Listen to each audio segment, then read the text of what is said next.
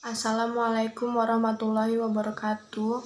Selamat pagi Bu, kami dari kelompok 1 akan mempresentasikan hasil kerja kelompok kami dengan judul Pasar Persaingan Sempurna. Sebelum itu saya akan memperkenalkan anggota kelompok dari kelompok 1 yang terdiri dari saya sendiri, Sinta, Nita Cindia, Sri Ulina, Abid Negosialagan, Elsa Ekayana Tarigan. Selanjutnya materi akan dijelaskan oleh Nita.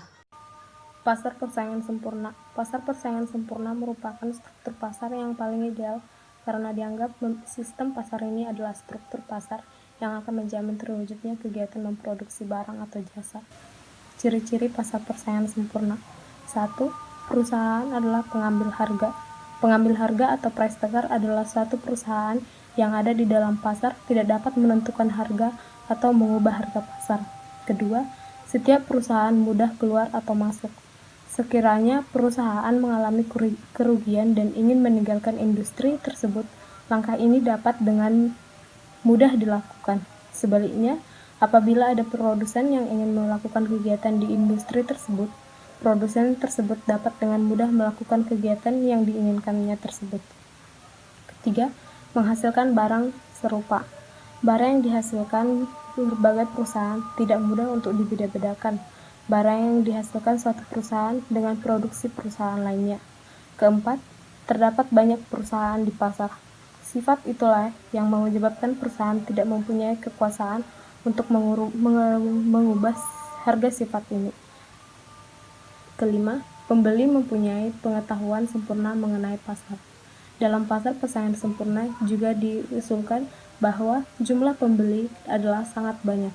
Namun, dengan demikian, dimisalkan pula bahwa masing-masing pembeli tersebut mempunyai pengetahuan yang sempurna mengenai keadaan di pasar. Hasil penjualan marginal, rata-rata dan total. 1. Hasil penjualan rata-rata. Kurva permintaan pada dasarnya digambarkan dengan tujuan untuk menjelaskan tentang jumlah permintaan terhadap suatu barang atau jasa. Kedua, hasil penjualan marginal. Satu konsep atau istilah mengenai hasil penjualan yang sangat penting untuk diketahui dalam analisis penentuan harga. Hasil penjualan total. Seluruh jumlah pendapatan yang diterima perusahaan dari menjual barang yang diproduksikannya dinamakan hasil penjualan total atau TR, yaitu dari perkataan total revenue. Jumlah produksi dan biaya produksi. Di sini terdapat sebuah tabel jumlah produksi dan biaya produksi, di mana kolom 1 menunjukkan berbagai jumlah produksi yang dapat dicapai. Kolom 2 menggambarkan biaya tetap total, yaitu biaya yang dikeluarkan untuk membeli input tetap yang digunakan dalam proses produksi. Kolom 3 menunjukkan biaya berubah total, yaitu biaya yang dibelanjakan untuk membeli input berubah. Dengan menjumlahkan biaya tetap total dalam kolom 2 dengan biaya berubah total dalam kolom 3, diperoleh biaya total, yaitu seperti ditunjukkan dalam kolom 4.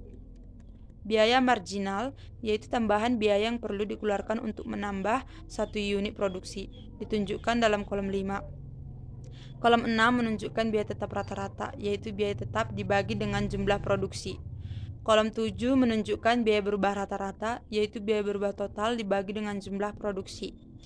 Biaya total rata-rata ditunjukkan dalam kolom 8. Biaya ini menggambarkan biaya per unit untuk menghasilkan suatu barang. Jumlah produksi dan hasil penjualan. Data dalam kolom 1 menggambarkan jumlah produksi yang dapat dicapai. Kolom 2 menunjukkan tingkat harga barang yang diproduksi. Harga seunit tetap 150.000 oleh karena produsen tersebut berada di pasar persaingan sempurna. Kolom 3 menunjukkan hasil penjualan total yang akan diterima produsen pada berbagai tingkat produksi. Data hasil penjualan total dalam kolom tersebut dapat dihitung menggunakan rumus TR sama dengan P kali Q, di mana TR adalah jumlah hasil penjualan, P adalah tingkat harga, dan Q adalah jumlah produksi. Kolom 4 menunjukkan hasil penjualan rata-rata. Telah diterangkan bahwa dalam pasar persaingan sempurna, harga adalah tetap, walau berapapun jumlah produksi yang dilakukan. Oleh sebab itu, hasil penjualan rata-rata AR adalah sama dengan tingkat harga P.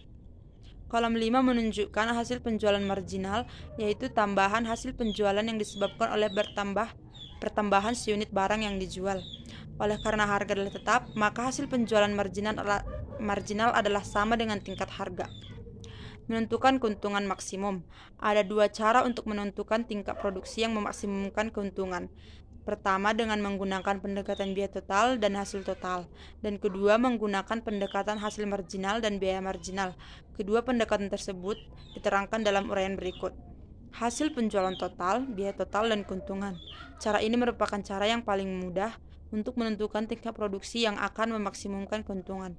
Untuk menentukan keadaan tersebut, yang perlu dilakukan adalah membandingkan hasil penjualan total dan biaya total pada setiap tingkat produksi.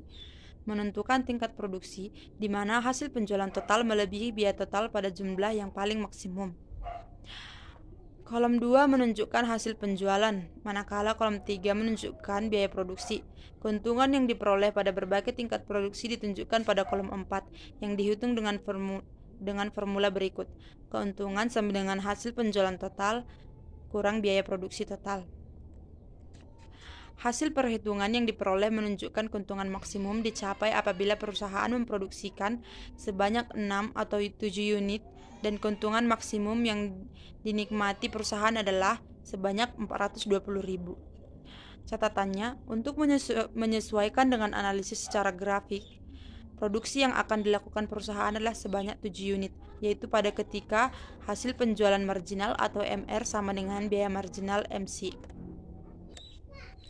Berikut terdapat tabel tambahan dan jumlah untung dalam ribu rupiah, di mana kolom 4 yang menggambarkan tambahan atau pengurangan untung apabila produksi ditambah 1 unit dihitung berdasarkan rumus berikut. Tambahan untung sama dengan tambahan penjualan total dikurang tambahan biaya. Berdasarkan kepada data kolom 4, dalam kolom 5 ditunjukkan jumlah untung yang diperoleh pada berbagai tingkat produksi.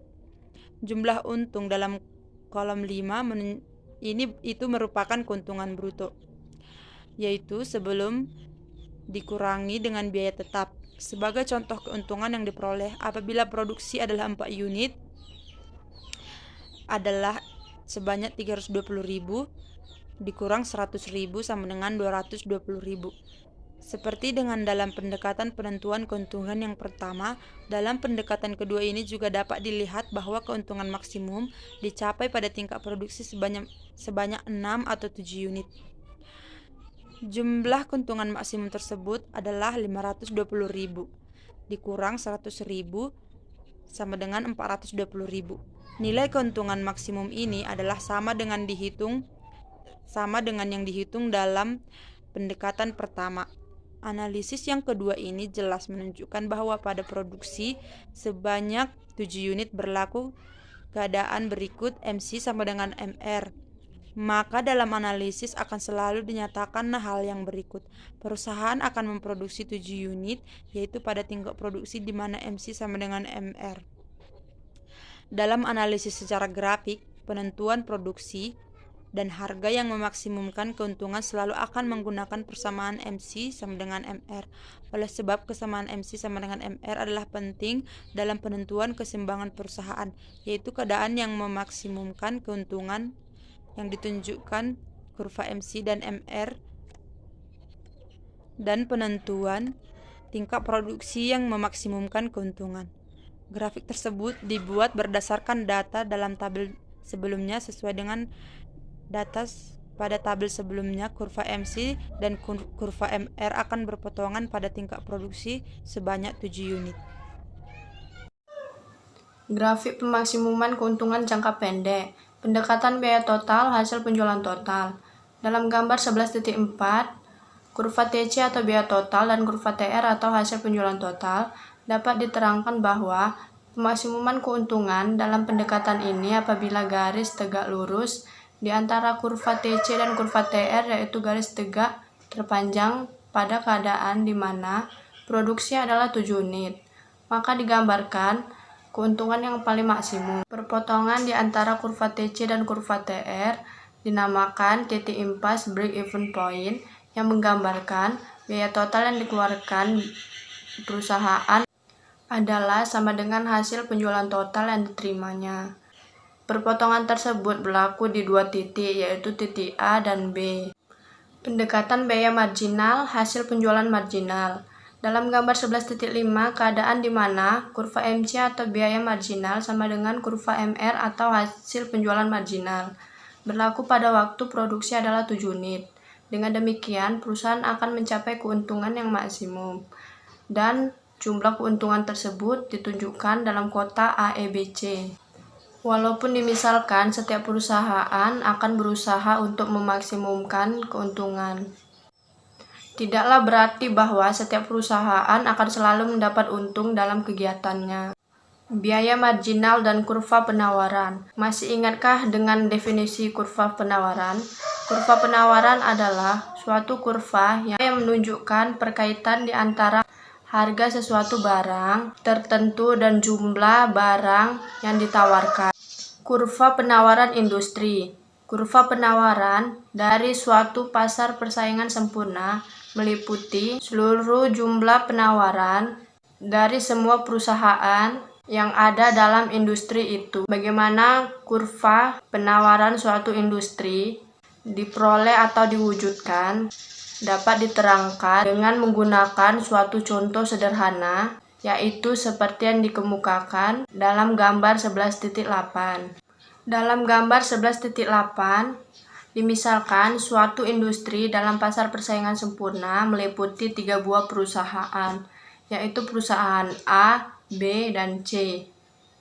Kurva penawaran dari masing-masing perusahaan terbentuk berdasarkan biaya marginal dari perusahaan tersebut. Digambarkan dalam kurva SA, SB, dan SC dalam gambar 1 hingga 3. Berdasarkan kepada kurva-kurva ini, dalam gambar 11.8, gambar keempat, dibentuk kurva penawaran dari industri tersebut. Operasi perusahaan dan industri dalam jangka panjang. Dalam jangka panjang, perusahaan dan industri dapat membuat beberapa perubahan tertentu yang di dalam jangka pendek tidak dapat dilakukan. Perusahaan dapat menambah fakta-fakta produksi yang di dalam jangka pendek adalah tetap jumlahnya. Kemungkinan ini menyebabkan perusahaan tidak lagi mengeluarkan biaya tetap. Semuanya adalah biaya berubah. Seterusnya, keadaan dalam industri juga mengalami perubahan, yaitu perusahaan-perusahaan baru akan meninggalkan industri.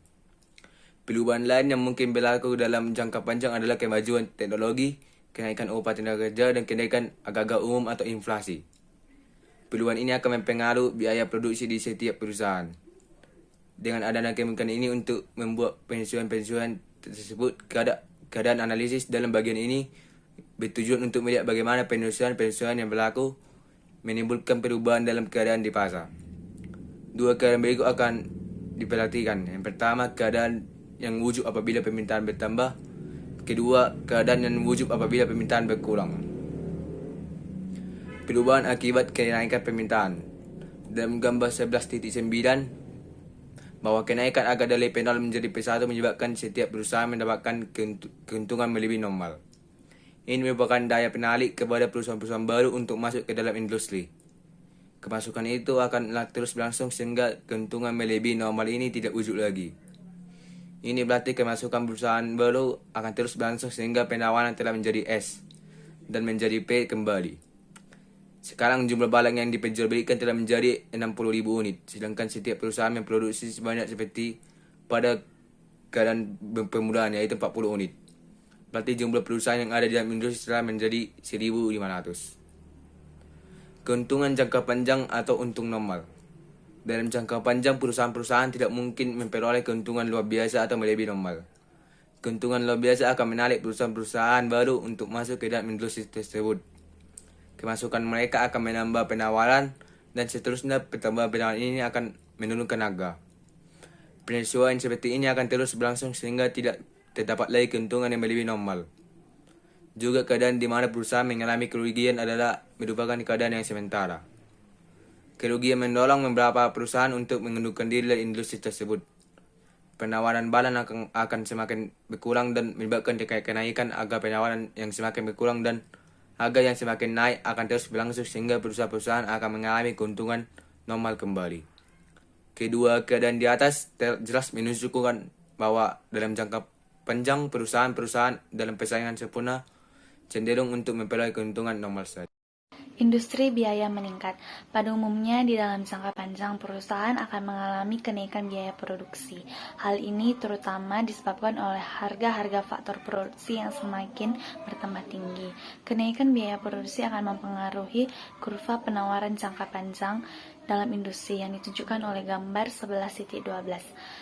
Dalam gambar tersebut, yang pertama menunjukkan perubahan biaya dalam industri dan yang kedua menunjukkan bentuk kurva penawaran jangka panjang. Industri biaya menurun. Berlakunya penurunan biaya produksi dalam suatu industri pada umumnya ditimbulkan oleh yang pertama, kemajuan teknologi dalam industri tersebut, dan yang kedua, perbaikan di industri lain, misalnya industri A yang menghasilkan bahan mentah kepada industri tersebut. Industri lain tersebut, karena menghadapi permintaan yang bertambah banyak, dapat menikmati skala ekonomi dan memungkinkannya menjual barangnya dengan harga yang lebih murah. Maka industri yang pertama yang menggunakan bahan mentah industri lain atau industri A akan dapat menurunkan biaya produksinya di dalam jangka panjang. Kebaikan dan keburukan dari persaingan sempurna. Keadaan pasar yang bersifat persaingan sempurna banyak digunakan sebagai pemisahan dalam analisis ekonomi. Kebanyakan analisis ekonomi menganggap bahwa persaingan sempurna adalah struktur pasar yang lebih ideal dari jenis-jenis pasar lainnya. Yang pertama itu, persaingan sempurna memaksimumkan efisiensi. Sebelum menerangkan kebaikan dari pasar persaingan sempurna ditinjau dari sudut efisiensi, terlebih dahulu akan diterangkan dua konsep efisiensi. Yang pertama efisiensi produktif dan yang kedua efisiensi alokatif. Dari kedua konsep ini akan diterangkan kebaikan pasar persaingan sempurna dibandingkan dengan bentuk pasar lainnya. Arti efisiensi dalam analisis ekonomi. Sumber-sumber daya digunakan secara efisien apabila seluruh sumber-sumber daya yang tersedia sepenuhnya digunakan. Yang kedua, corak penggunaannya adalah sedemikian rupa sehingga tidak terdapat corak penggunaan yang lain yang akan dapat menambah kemakmuran masyarakat. Untuk melihat apakah sumber-sumber daya digunakan secara efisien atau tidak, perlu diteliti dua pengertian efisiensi, yaitu efisiensi produktif. Untuk mencapai efisiensi produktif harus dipenuhi dua syarat. Yang pertama, untuk setiap tingkat produksi, biaya yang dikeluarkan adalah yang paling minimum. Yang kedua, industri secara keseluruhan harus memproduksikan barang dan biaya rata-rata yang paling rendah. Yang kedua, efisiensi alokatif. Untuk melihat apakah efisiensi alokatif dicapai, perlu dilihat apakah alokasi sumber-sumber daya berbagai kegiatan ekonomi atau produksi telah mencapai tingkat yang memaksimum atau belum. Dengan cara ini, produksi berbagai macam barang dalam perekonomian akan memaksimumkan kesejahteraan masyarakat. Efisiensi dalam persaingan sempurna. Sesuai dengan arti efisiensi produktif yang telah dijelaskan dalam jangka panjang, efisiensi produktif selalu dicapai oleh perusahaan dalam persaingan sempurna. Di dalam memaksimumkan keuntungan, syaratnya adalah hasil penjualan marginal sama dengan biaya marginal. Dengan demikian, di dalam jangka panjang keadaan ini berlaku, harga sama dengan penjualan marginal sama dengan biaya marginal. Kesamaan ini menimbulkan bahwa pasar persaingan sempurna juga mencapai efisiensi alokatif. Kebebasan bertindak dan memilih. Di dalam pasar yang bebas, tidak seorang pun mempunyai kekuasaan dalam menentukan harga, jumlah produksi, dan jenis barang yang diproduksi. Begitu pula dalam menentukan bagaimana faktor-faktor produksi yang digunakan dalam masyarakat. Efisiensilah yang menjadi faktor yang menentukan corak barang, maka masyarakat dapat mempunyai pilihan yang lebih banyak terhadap barang dan jasa yang diperlukan untuk memenuhi kebutuhannya. Dan masyarakat mempunyai kebebasan yang penuh ke atas corak pilihan yang akan dibuatnya dalam menggunakan faktor-faktor produksi yang mereka miliki. Apa kritik terhadap persaingan sempurna? Persaingan sempurna juga mempunyai beberapa kelemahan dan keburukan diantaranya, yaitu yang pertama, persaingan sempurna tidak mendorong inovasi. Dalam pasar persaingan sempurna, teknologi dapat dicontoh dengan mudah oleh perusahaan lain. Sebagai akibatnya, suatu perusahaan tidak dapat memperoleh keuntungan yang kekal dari mengembangkan teknologi dan teknik memproduksi yang baru tersebut. Oleh karena itulah, keuntungan dalam jangka panjang hanyalah keuntungan normal. Karena sempurna, walaupun pada mulanya suatu perusahaan dapat menaikkan efisiensi dan menurunkan biaya, perusahaan-perusahaan lain dalam waktu yang singkat juga dapat berbuat demikian. Yang kedua, persaingan sempurna ada kalanya menimbulkan biaya sosial. Di dalam menilai efisiensi perusahaan, yang diperhatikan adalah cara perusahaan itu menggunakan sumber-sumber daya. Ditinjau dari sudut pandang perusahaan, penggunaannya mungkin sangat efisien. Akan tetapi ditinjau dari sudut kepentingan masyarakat, ada kalanya merugikan. Yang ketiga, membatasi pilihan konsumen.